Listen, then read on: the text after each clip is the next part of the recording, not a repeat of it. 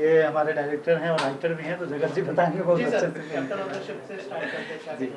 Thank you so much आप सबका, आपने समय निकाला यहाँ पे आए, बहुत बहुत आभारी हैं। एक नए फिल्म मेकर, एक नए फिल्म प्रोड्यूसर, डायरेक्टर और एक नए प्रोडक्शन हाउस को आप लोगों की बहुत ज़्यादा सपोर्ट की ज़रूरत होती है। हमें मान सम्मान देने के लिए बहुत बहुत धन्यवाद हम दोनों की तरफ से। आपके प्रश्न पे आते हैं। क्रिस्पी रिश्ते, जैसा कि नाम है, रिश्ते भावनाओं की फ़िल्म है, रिश्तों की फ़िल्म है, इमोशंस की फ़िल्म है। क्रिस्पी नाम है क्योंकि यूथ से रिलेट करती है। क्रिस्पी एक ऐसा वर्ड है जिसके अंदर चटकारापन है, थोड़ा खट्टा थोड़ा मीठा, तो और दोनों एक दूसरे के पूरक हैं। रिश्तों का ताना बाना म्यूज़िक के माध्यम से पहली बार शायद किसी फिल्म में इस तरह से बुना गया, ऐसी हमने कोशिश की है। 15 गानों को लेकर के इस फिल्म को बनाया है। और आपने कहा कि हर तरह के इमोशन इसमें दिखाई दे रहे हैं, बिल्कुल सही है। जैसा कि हमारे जीवन में हर रिश्ते में हम हर तरह के इमोशंस को महसूस करते हैं, एक्सपीरियंस करते हैं, वहीं हमारी ही ज़िंदगी से उसके इर्द गिर्द से उठा के इस कहानी को बनाया है। और ये आपके सामने है क्रिस्पी रिश्ते। कहा गया कि लव स्टोरी है, लेकिन ये लव स्टोरी मैरिज के बाद की लव स्टोरी है, तो ये कॉन्सेप्ट कैसे आया? देखिए, इस फिल्म का सबसे बड़ा मैसेज ये है कि जब दो लोगों में शादी होती है तो वो दो परिवारों में शादी होती है। आज जिस तरह से डिवोर्स का कल्चर बढ़ रहा है, मैं व्यक्तिगत रूप से मानता हूँ कि ये सही नहीं है। कोई नहीं चाहता कि उसका घर टूटे, उसका घर बिखरे। कोई माँ नहीं चाहती कि उसकी बेटी की शादी हो तो वो अपने ससुराल में जाके किसी भी प्रकार की कष्ट का अनुभव करे। हर माँ ये चाहती है कि उसका ससुराल में उसका बेटी प्यार से सुखी रहे, कभी उसका घर ना टूटे। तो यही मैंने इस कहानी के अंदर दिखाया है कि परिवार की वैल्यू क्या होती है, रिश्तों की अहमियत क्या होती है, एक होके जीने की अहमियत क्या होती है। तो वो शादी के बाद ही हम जो जीवन में देखते हैं वही कहानी है। सर, एक वक्त हुआ करता था राष्ट्रीय इस तरह की फिल्मों के लिए जाना जाता था, पर आजकल चीजें बदल चुकी है कोविड के बाद से। तो आपको लगता है इस तरह की जो यंग जनरेशन है इस तरह की फिल्मों को पसंद करेंगी? क्योंकि आज की जो जनरेशन है, मुझे नहीं लगता कि लॉन्ग टर्म रिलेशन में विश्वास रखती है। तो कैसे रिलेट कर पाएगी आज की जनरेशन इस तरह की फिल्मों को? आप देखेंगे तो आजकल एनिमल जैसी फिल्में चलती है जो फुल ऑन एक्शन होती है। आपको लगता है इस तरह की ऑडियंस आज मौजूद है सिनेमा देखने के लिए? जब तक धरती पे इंसान का वजूद है, प्रेम, प्यार, प्रेम जो एक इमोशन होता है वो कभी नहीं हट सकता। और हम किसी एक पर्टिकुलर इमोशन की बात नहीं कर रहे हैं। वो प्रेम माँ और बेटी के बीच में होता है, पिता और पुत्र के बीच में होता है, भाई भाई के बीच में होता है, पति पत्नी के बीच होता है, बहन भाई के बीच में होता है। तो प्रेम का वजूद कभी ख़त्म नहीं हो सकता, उसकी अहमियत कभी ख़त्म नहीं हो सकती। इस कम से कम कॉन्सेप्ट को कभी भी कोई टक्कर नहीं दे सकता। ये हमेशा हमेशा वर्क करेगा जब तक आपकी कहानी ऑडियंस से रिलेट करने की क्षमता रखती है, उनके अंदर वो जज्बात जगाने की क्षमता रखती है। उस कहानी को वो अपनी ज़िंदगी में कहीं ना कहीं देखने की वो रखते हैं, वो वर्क करेगा। ये फिल्म की शूटिंग का प्रोड्यूसर से पूछना चाहूँगा कि ये क्या देख के आपने फिल्म को बैक किया, मतलब आपको क्या उसमें प्लस पॉइंट दिखे? देखो, फिल्म मेकिंग क्या होता था ये मुझे नहीं मालूम था जब हम मुंबई आए थे। तो 2018 में मुंबई आए और उससे पहले मुंबई आया भी नहीं था। तो अगर ये पूछो कि इस कहानी में आपने क्या देखा, तो कहानी तो हम बहुत बाद में देख पाए थे, कहानी पढ़े भी नहीं थे। जब जगत जी ने मुझे कॉल किया था तो मैं अपने होम टाउन मुजफ्फरपुर, बिहार का एक छोटा सा शहर है मुजफ्फरपुर, वहाँ था। मैं, मेरे एक दोस्त हैं जो मुझे मुंबई फिल्म इंडस्ट्री में लेके आए, आशीष नाम है उनका, अब वो भी हमारे साथ यहाँ अवेलेबल हैं। तो हम दोनों, इन्होंने जब कॉल किया था तो उस समय सिर्फ इनकी बातों में जो कॉन्फिडेंस दिखा था, और मुझे, मेरा बचपन का सपना था कि मुझे जाना है मुंबई, फिल्म इंडस्ट्री में जाना है। तो जो इनकी सच्चाई थी, ऑनेस्टी थी, बस वही खींच कर लाया था। और उसके बाद अपनी इसी फिल्म से हम फिल्म की मेकिंग, क्या फिल्म की शूटिंग कैसे होती है ना, फिल्में बनती कैसी हैं, क्या होता है उसके अंदर, कैसे कहानी लिखी जाती है, क्या इक्विपमेंट्स होता है, कितने टेक्निकल लोग होते हैं, इस हर चीज़ की जानकारी मुझे इस फिल्म की शूटिंग को देखकर ही पता चल पाया। और सर, किसका आइडिया था कि जगत जी ही ये किरदार प्ले करेंगे, क्योंकि राइटर डायरेक्टर तो है ही, हाँ, लेकिन साथ में एक और एक जिम्मेदारी लंबी जर्नी थी इनकी। प्रकाश झा जी के साथ भी रहे और भी लोगों के साथ इन्होंने काफ़ी दिनों से इंडस्ट्री में काम कर रहे थे। तो आप लोग तो शायद बेहतर समझ सकते हैं कि अगर कोई एक्टर बनने आया हुआ है किसी छोटे शहर से और उसका कोई फिल्मी बैकग्राउंड नहीं है, तो उसकी चाहत होती है कि हम एज एन लीड एक्टर अच्छी फिल्म करें। और यहाँ जो स्ट्रगल है एक नन फिल्मी आदमी के लिए, वो ये फेस कर ही रहे थे। तो इन्होंने अपनी एक कहानी अपनी ज़िंदगी को देखते हुए, अपने स्ट्रगल को देखते हुए लिखा, और इनका खुद का भी चॉइस था और मुझे भी, क्योंकि मुझे तो एक तो नॉलेज भी नहीं था, दूसरा इनका जो कॉन्फिडेंस था। तो मुझे ऐसा लगा कि देखो, हम भी नए हैं, तो अगर हम इनको कहें कि हम आपको लॉन्च कर रहे हैं, तो ये भी कह सकते थे कि प्रोड्यूसर को तो मैं ही लॉन्च कर रहा हूँ।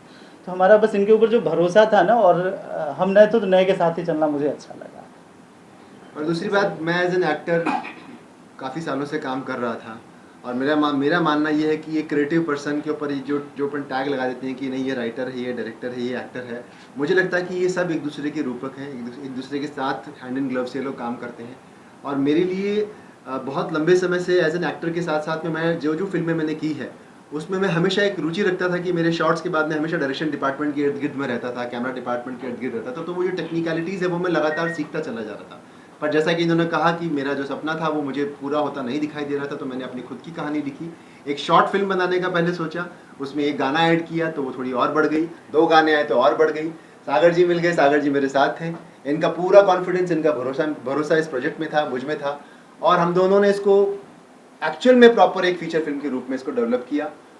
क्योंकि कहानी मेरी लिखी हुई थी तो मेरे लिए उसको समझना, उसको डायरेक्ट करना आसान था। मुश्किल काम है, लेकिन अच्छी टीम हो, अच्छा इंफ्रास्ट्रक्चर हो और अच्छा प्रोड्यूसर आपके साथ में जो आप पे भरोसा करता हो, तो मुझे लगता है कि ये संभव है। पहले भी बहुत लोगों ने किया है, गुरुदत्त साहब ने किया है, राज कपूर साहब ने किया है, तो आपने अपने इनके जावेद साहब के बेटे जो फरहान साहब करते हैं, बहुत अच्छे से करते हैं, तो क्यों नहीं कर सकते। आपको एक अच्छी टीम अगर मिले तो आप कर सकते हैं। मैं आगे भी करना चाहूँगा। इसका जवाब मैं देना चाहूँगा। बस शुरू में ही मैंने बोला ना कि एक नया फिल्म प्रोड्यूसर था जो मुंबई आया ही नहीं था। फिल्म बनाना तो बहुत दूर की बात थी, सपना ही था हमारे लिए, और ये तो थे ही यहाँ स्ट्रगल कर रहे थे। तो जब कोई 2 नए लोग आते हैं ना, तो आपको लगता है कि इस इंडस्ट्री में कोई उसका हाथ पकड़ लेता होगा बड़ा आसानी से? नहीं पकड़ता होगा ना।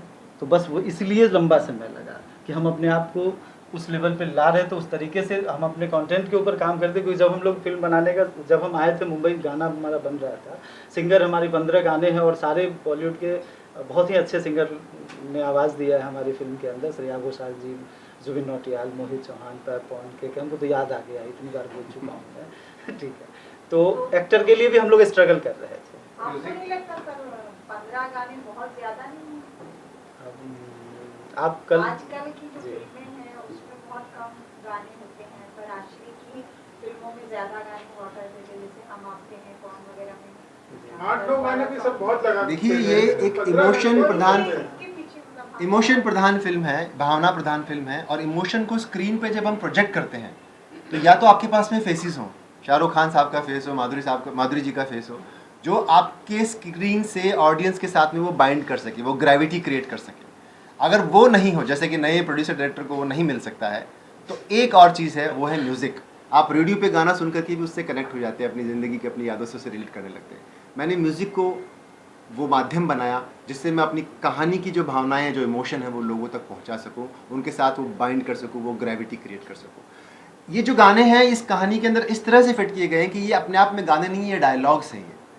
ये डायलॉग्स हैं जिसके अंदर देश के, जैसा कि इन्होंने भी बताया, बड़े बड़े सिंगर्स ने अपनी आवाज़ दी है। आपको ऐसा महसूस नहीं होगा, ये मैं दावे के साथ कह सकता हूँ, इस पर मेरा पूरा भरोसा है कि आपको ऐसा महसूस नहीं होगा कि आपने 15 गानों की फिल्म देखी है। किसी भी गाने में कोई लिपसिंक नहीं है, ये पहली बार ऐसा हुआ है। 15 गाने हैं और एक भी गाने में लिपसिंक नहीं है। हैंड इन ग्लोव्स, वो इतनी जेल किए गए हैं गाने उस फिल्म के अंदर कि आप जो ये प्रश्न पूछ रहे हैं शायद उसके बाद में आपको लगेगा कि नहीं, ये तो ठीक ही लग रहा था। एवरेज अगर 4 मिनट भी पकड़ते हैं तो 15 गाने का मतलब 1 घंटे तो आपने सिर्फ गाने में निकाल दिए। 1 घंटा 5 मिनट। 1 घंटे 5 मिनट बचा कितना? 1 घंटे। मैंने कहा नहीं, ये गाने नहीं, ये डायलॉग्स हैं। ये कहानी को आगे लेके जाते हैं, हर गाना कहानी को आगे लेके जाता है। आज रात 12 बजे जियो सिनेमा पे आ जाएगा। आप लोगों से बस यही रिक्वेस्ट है कि आप बड़े एक्टर की फिल्म तो बहुत आसानी से देखते हैं, पुराने प्रोडक्शन हाउस की फिल्म को भी बहुत चाव से देखते हैं। एक बार इस फिल्म को जरूर ईमानदारी से देखिएगा, इसलिए नहीं कि आप लोग प्रेस वाले हैं, मेरा पर्सनल रिक्वेस्ट इसलिए है कि हमारी तरह आप भी हैं। और एक्चुअल मकसद क्या है? क्योंकि राष्ट्रीय प्रोडक्शन इसके लिए जाना जाता है, 7 गाने 8 गाने 10 गाने तक भी पहुंचते हैं लोग, बट 15 इज एक्सट्रीम। तो ये कोई रिकॉर्ड ब्रेक करना एक मकसद था या सच में स्टोरी की डिमांड? कुछ तो नया करना था, कुछ तो नहीं। हम उस भीड़ के हिस्से ही बन के रह जाते तो फिर क्या फर्क पड़ता है हमने और लोगों।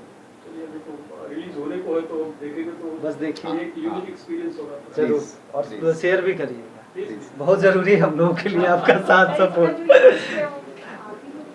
नहीं, हमारे पास 6 म्यूजिक डायरेक्टर्स थे, अलग अलग लोगों का चुनाव किया गया, धुनों को ढूंढा गया, गली मोहल्ले में जाके, जगह जगह जाके, डोर टू डोर जिसको कहते हैं कि हमने सर्च किया कि हमको कैसा म्यूज़िक चाहिए, किस तरह के गाने चाहिए।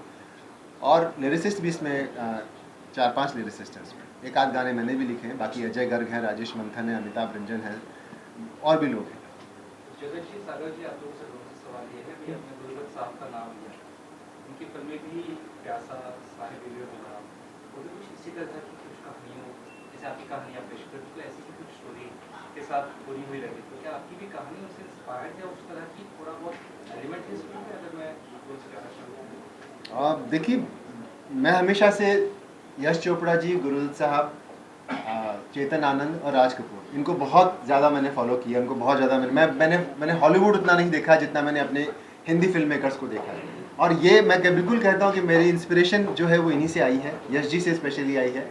तो रिलेशनशिप्स जो है, मैंने ऐसा कुछ सोचा नहीं था कि मैं रिलेशनशिप्स के ऊपर कहानी बनाऊंगा, वो स्वतः मेरे जहन से ईमानदारी से निकली हुई वो कहानी है। और अब ऐसा लग रहा है, क्योंकि मैं इतने वर्षों से ये सब ऑब्जर्व करता आया हूँ, तो मेरी फिल्म में जो आप कह रहे हैं कि ये इमोशंस, ये गाने, ये रोमांस आपको लग रहा है, तो इसमें कोई गलत बात नहीं है कहीं।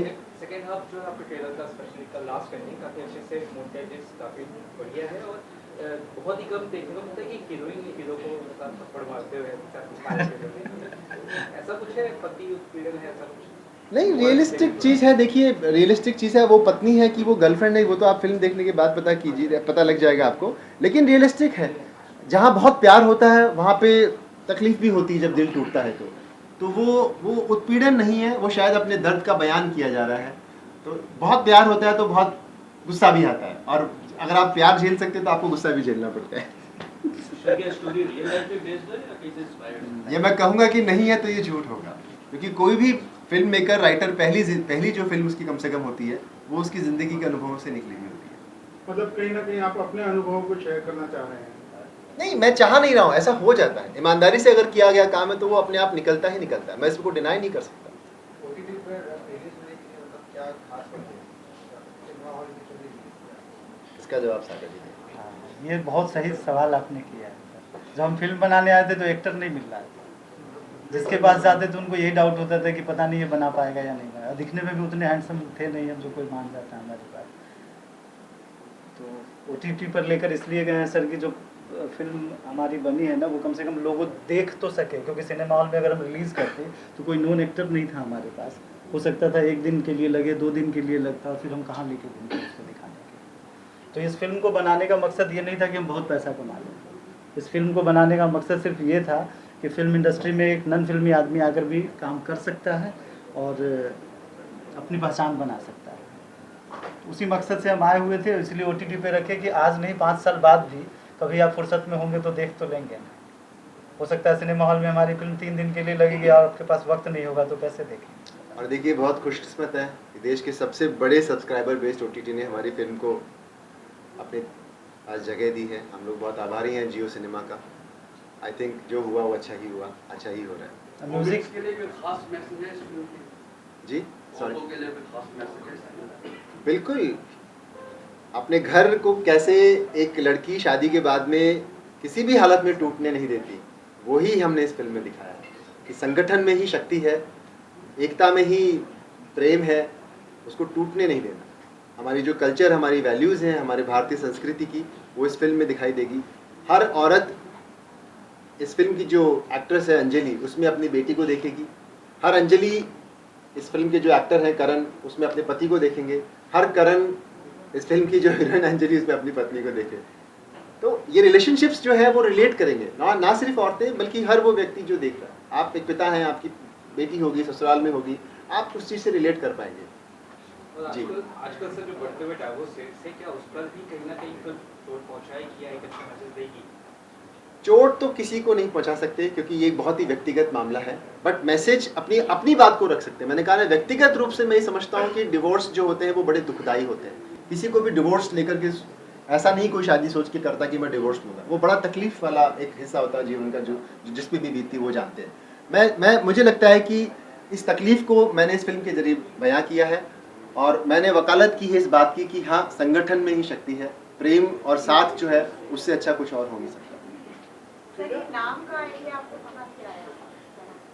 रिश्ते की पहले एक आ चुकी है। जी, ये रिलेशनशिप्स की कहानी है, तो रिश्ते तो होना ही था। और क्योंकि यूथ को रिलेट करती है और क्रिस्पी वर्ड जो है उसके अंदर वो चटपटापन है, वो नमकीन है, वो थोड़ा मीठा है, तो क्रिस्पी और रिश्ते एक दूसरे के पूरक भी हैं, एक दूसरे के साथ तालमेल बड़ा अच्छा बिठाते हैं, इसलिए क्रिस्पी रिश्ते नाम। इसमें कुछ न्यूमरोलॉजी है, के लगाया आपने क्रिस्पी में समथिंग या जस्ट?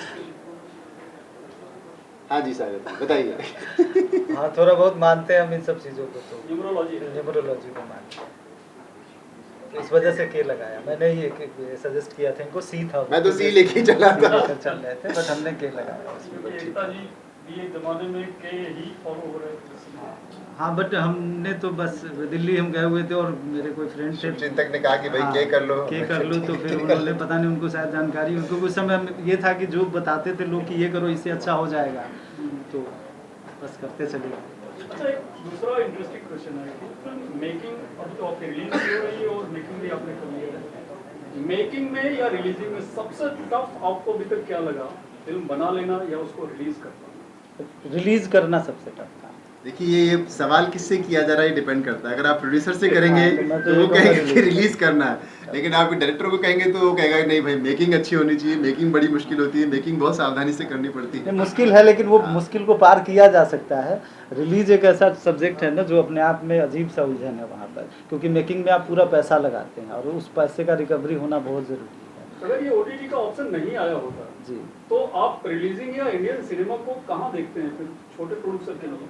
हाँ, तो फिर छोटा प्रोड्यूसर मुंबई आता ही नहीं, फिर हम मुजफ्फरपुर में ही होते हैं। मुश्किल तो होता ही है, मुश्किल तो होता ही। ऐसा नहीं है कि छोटी फिल्में नहीं लगती है, नहीं चलती है, लेकिन उसको वहाँ तक पहुँचाना मुश्किल होता है, बहुत मुश्किल होता है।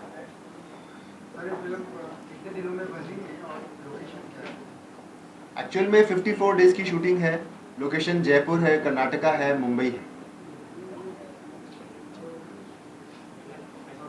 Thank you, all the best.